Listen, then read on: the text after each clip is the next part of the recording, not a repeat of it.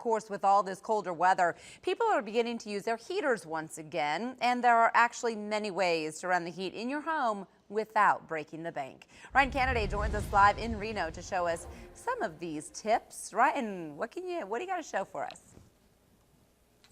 Well, Wendy, I'm told that a thermostat is a good place to start, and in this house, you can sort of set it on a schedule for when you go to sleep, for when you wake up, for when you leave the house, and when you come home.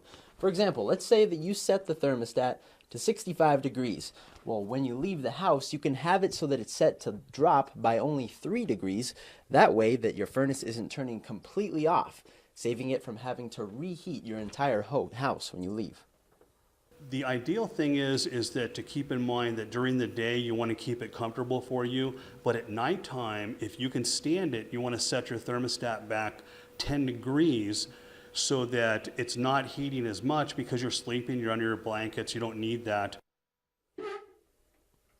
Trevino says the easiest way to cut costs is just by taking care of your equipment. By replacing filters and having maintenance checks every year, you'll easily see a 30% drop on your bill. Another thing to check are the foundation vents in your home.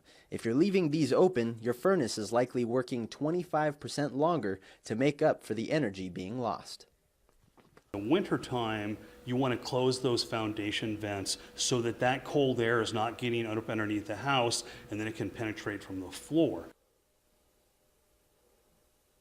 And one tip to use if the foundation vents can't close is to apply insulation to the back of them. But if that's not the issue and you're getting a draft from your doors or your window frames, finding a good weather sealant is usually a good solution for that. Covering the story live in Reno, Ryan Kennedy, Channel 2 News.